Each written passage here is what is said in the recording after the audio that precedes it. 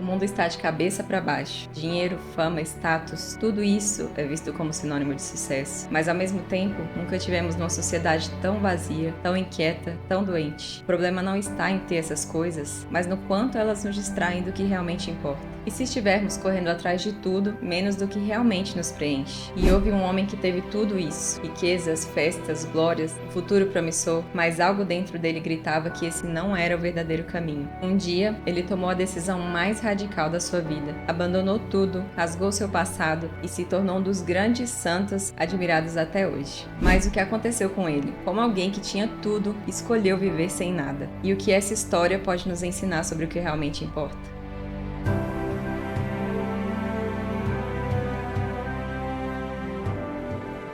Francisco nasceu em 1181 na cidade de Assis, na Itália, em uma família muito rica e influente. Seu pai era um dos comerciantes mais prósperos da região. Ele vendia tecidos finos para nobres e grandes senhores. Sua mãe era uma mulher piedosa de coração generoso, que sempre tentou mostrar ao filho que havia algo além do dinheiro e dos negócios. Desde pequeno, ele teve tudo: roupas caras, festas grandiosas, jantares luxuosos e a melhor educação que alguém da sua idade poderia ter. Ele era carismático, divertido, sempre rodeado de amigos. A cidade gostava dele e ele também gostava de viver intensamente, como se o mundo tivesse sido feito para ele aproveitar. Só que no fundo, Francisco sentia que faltava alguma coisa, e ele também não queria simplesmente seguir os passos do pai dele no comércio, vender tecidos. O coração dele batia muito forte por algo maior. Ele sonhava com aventura, com reconhecimento, com glória. Ele queria ser um cavaleiro, um guerreiro nobre, daqueles que entram para a história por vitórias, por grandes histórias. E ele queria ser admirado e aplaudido. E essa sede de grandeza fez com que ele tomasse a primeira grande decisão da sua vida, e ele decidiu ir para a guerra. Mas ele nem imaginava que, ao invés de encontrar a glória que ele tanto queria, ele acabaria descobrindo um propósito que mudaria tudo, toda a sua vida para sempre. Em 1202, Francisco finalmente viu sua grande chance de glória. Ele partiu para a guerra contra a Perugia, cheio de entusiasmo, pronto para provar sua coragem e conquistar o prestígio que ele tanto buscava. Ele se via voltando como um herói, aclamado pela cidade, mas a realidade foi muito diferente do que ele pensava. O exército de Assis foi derrotado, o sonho da cavalaria virou logo um pesadelo. Francisco foi capturado, jogado nas masmorras da Perugia, e durante um ano inteiro ele viveu como prisioneiro, doente, humilhado e fraco. Aquele jovem que antes esbanjava riqueza, alegria, ele agora se via cercado por sombras, frio e sofrimento. E ali no meio daquela escuridão, do abandono, algo dentro dele começou a mudar, porque pela primeira vez ele percebeu que toda aquela glória, os prazeres que ele tanto buscava, não tinham nada de significado, não eram nada diante da dor e da fragilidade da vida. E o que ele tanto procurava, será que realmente valia a pena? Ele não sabia ainda, mas Deus já estava preparando seu coração para algo muito maior. A experiência da guerra e o tempo na prisão deixaram Francisco abalado. Quando ele finalmente voltou para Assis, ele já não era mais o mesmo. Porque antes ele se divertia em festas, gastava dinheiro sem pensar, sonhava com conquistas grandiosas, e agora nada daquilo parecia tão interessante quanto antes. Ele tentou retomar sua vida antiga, mas o vazio continuava ali. Ele passeava pelas ruas de Assis, participava dos banquetes, era cercado de amigos, mas não sentia mais a alegria verdadeira. Ele estava inquieto por dentro, ele ainda não sabia o que queria. Então, veio uma segunda oportunidade da sua glória.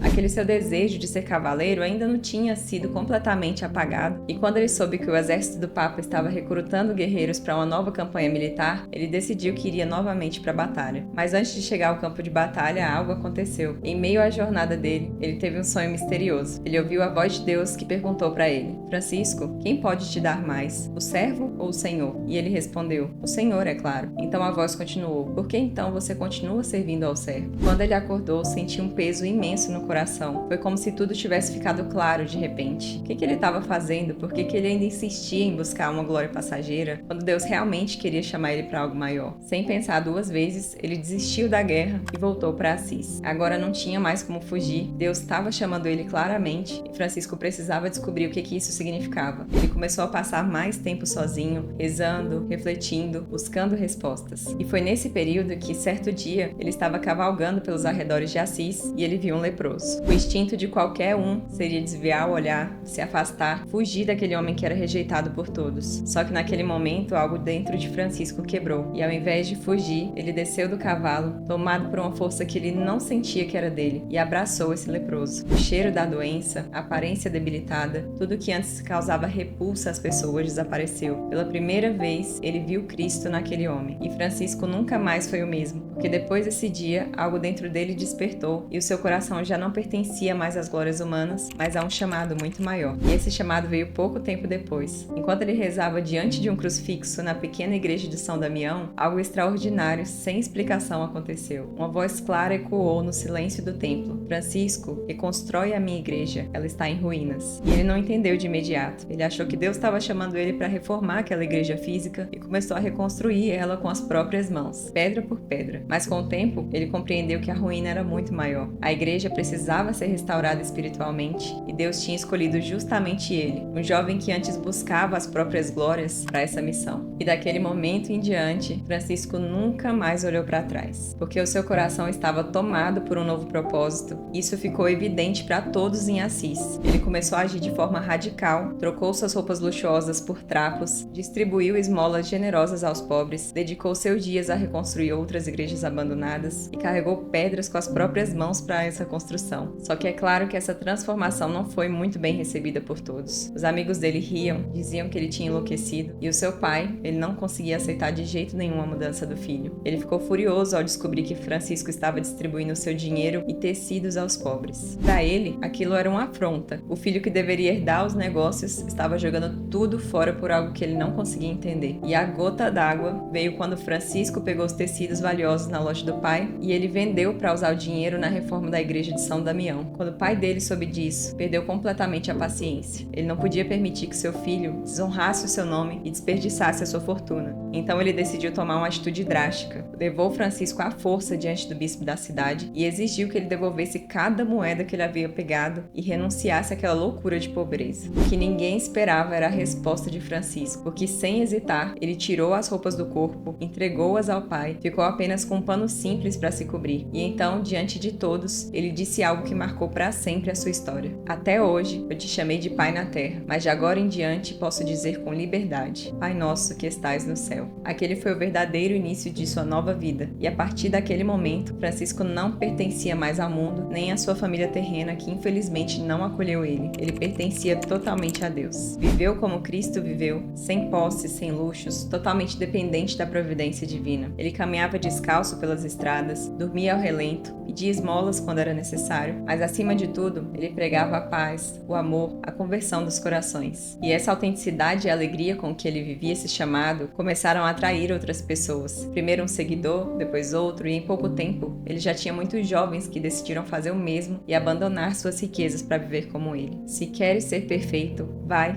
vende tudo que tens, dá aos pobres e terás um tesouro no céu. Depois vem e segue-me. E foi assim que, de forma simples e espontânea, nasceu a Ordem dos Frades Menores, o que nós conhecemos como franciscanos. O grupo crescia cada vez mais e Francisco precisou apresentar essa regra de vida ao Papa. Ele e seus frades foram até Roma para pedir a aprovação do Papa Inocêncio III, mas ao ver aquele grupo de homens sujos, mal vestidos e descalços, os cardeais não levaram isso a sério. O Papa, no entanto, naquela mesma noite, teve um sonho profético. Ele viu a Basílica de São João de Latrão, a Catedral de Roma, desabando, e Francisco era quem sustentava ela com os próprios ombros. E na manhã seguinte, ele entendeu o sinal de Deus e aprovou a ordem franciscana. A igreja precisava de renovação e Francisco seria um dos instrumentos para isso. Ele não via apenas os homens como irmãos, mas toda a criação. Ele pregava para os animais, chamava o sol e a lua de irmãos e via Deus refletido em tudo que existia. Um dos relatos mais famosos sobre Francisco foi o do episódio do lobo de Gúbio. A cidade de Gúbio estava aterrorizada por um lobo feroz que atacava o povo e Francisco, sem medo nenhum, foi até a floresta encontrar essa fera. Quando ele se aproximou do lobo, fez o sinal da cruz e disse: Irmão lobo, em nome de Cristo eu te ordeno que não faças mal a ninguém. E para o espanto de todos, o lobo abaixou a cabeça e se tornou manso. A partir daquele dia, passou a viver entre as pessoas pacificamente, sendo alimentado pelos habitantes da cidade. A vida de Francisco era um testemunho vivo do poder e da fé e da simplicidade. Ele Ele curava doentes, multiplicava alimentos, chegava a levitar em momentos de intensa oração. Era como se sua comunhão com Deus fosse tão profunda, tão forte, que os milagres permitidos pelo Senhor fluíam naturalmente. Francisco, que sonhava com a glória e o reconhecimento, agora era conhecido por algo muito maior, ser um reflexo vivo do amor de Deus na Terra. Os anos passaram, Francisco continuou vivendo a sua missão com fervor, levando sua mensagem de amor, paz e desapego por toda parte. Mas quanto mais se entregava, mais também sonhava em participar dos sofrimentos de Cristo. Senhor, eu quero sentir no meu corpo a dor que tu sentistes na cruz, para que eu possa amar-te ainda mais. Sua união com Deus era tão profunda que em um dia de oração intensa no Monte Alverne, um mistério extraordinário aconteceu. Francisco recebeu os estigmas, as mesmas chagas da paixão de Cristo em suas mãos, pés e lado. Ele foi o primeiro santo da história a carregar as marcas da cruz, passou a sentir as mesmas dores de Cristo crucificado, mas ele não reclamou, pelo contrário, ele via isso como um presente. E com o passar dos anos, ele ficou cada vez mais debilitado. Seu corpo, já enfraquecido por essas penitências, não suportava mais os ferimentos. Mas até nos últimos momentos, ele permaneceu fiel ao seu chamado. Quando percebeu que sua hora estava chegando, pediu para ser colocado no chão, descalço, sobre a terra nua como havia vivido sua vida inteira, sem nada, apenas com Deus. E rodeado pelos seus frades, cantou com alegria, agradeceu a Deus pela vida e por ter podido seguir os passos de Cristo. Louvado sejas, meu Senhor, por nossa irmã morte corporal, da qual nenhum homem pode escapar. E no dia 3 de outubro de 1226, Francisco partiu para a eternidade, deixando para trás uma herança que jamais se apagaria. Ele queria ser pequeno, mas Deus fez dele um gigante. Sua história continua a inspirar o mundo e lembra que a verdadeira riqueza não está no que a gente possui, mas no que somos diante de Deus. E esse foi o verdadeiro São Francisco. Eu sei que muita gente pensa nele como um homem pacífico, sempre sorrindo, cercado por pássaros e animais, quase como um símbolo de bondade sem compromisso. Mas isso não poderia estar mais longe da verdade. Francisco não foi um homem bonzinho, agradável aos padrões do mundo. Ele foi um guerreiro da fé católica, corajoso, radical, violento consigo mesmo no combate contra o pecado. Ele jejuava severamente, castigava o seu corpo para não ceder às tentações, e ele não fazia concessões à verdade. Ele falava abertamente sobre a necessidade do arrependimento e da conversão. Ele não queria apenas fazer o bem para o mundo, ele queria se consumir por Deus. E Francisco não foi um santo apenas da caridade, mas do sacrifício, da entrega total. Ele não buscava aliviar a dor do mundo apenas por aliviar, mas para levar as almas para o céu. É dando que se recebe, é perdoando que se é perdoado, e é morrendo que se vive para a vida eterna. E nós, como a gente tem vivido nosso sofrimento? O mundo moderno, ele foge do sofrimento a qualquer custo, mas ao rejeitar a dor, muitas vezes a gente rejeita a oportunidade de amadurecer espiritualmente. Isso significa que a gente deve buscar sofrer? Não. Mas quando o sofrimento vier, a gente deve saber o que fazer com ele. O sofrimento oferecido a Deus, ele se transforma em graça para nós. Quando você sente raiva, mas oferece esse sofrimento a Deus e age com paciência, isso é um sacrifício. Quando sua vida tá difícil, mas você mantém a fé e confia em Deus, isso é uma entrega. Quando alguém te machuca e você escolhe perdoar ao invés de revidar, isso é um ato de amor. Os santos entendiam, quando o sofrimento é oferecido a Deus, ele se transforma em graça e em algo redentor. Isso porque nada que nos faz sofrer é pequeno para Deus. Pensa nos sofrimentos diários, a infertilidade de uma mulher que deseja ser mãe, a dor de ver um filho que se afastou da fé, a luta contra uma doença, a perda de um ente querido, as humilhações, dificuldades financeiras, as injustiças do mundo. Todas essas coisas nos fazem sofrer de verdade. E não é preciso sentir dores físicas como Francisco ou sofrer perseguições como João Batista para viver isso. O sofrimento interior, ele pode ser tão grande quanto o exterior. E Francisco entendeu isso melhor do que ninguém. Ele renunciou ao conforto e abraçou a sua cruz. Mas ao fazer isso, ele descobriu uma alegria que o mundo não pode dar. E essa é a alegria que Deus quer para nós. Não a de um mundo sem desafios, mas a de corações que sabem que tudo, até a dor, pode ser um caminho para o céu. Que Francisco nos ensine a abraçar nossas cruzes e assim encontrar a verdadeira felicidade, a de estar cada vez mais perto de Deus. Se essa história tocou seu coração, não esqueça de deixar o seu like. Isso nos ajuda a levar mais histórias inspiradoras como essa para outras pessoas. Se inscreve no canal para continuar mergulhando na vida dos santos, porque eles nos mostram o caminho para Deus. Eu também quero saber qual santo você gostaria de ver por aqui. Deixe a sua sugestão aqui nos comentários, compartilhe esse vídeo para que mais pessoas conheçam a força da fé vivida com entrega. São Francisco de Assis, rogai por nós.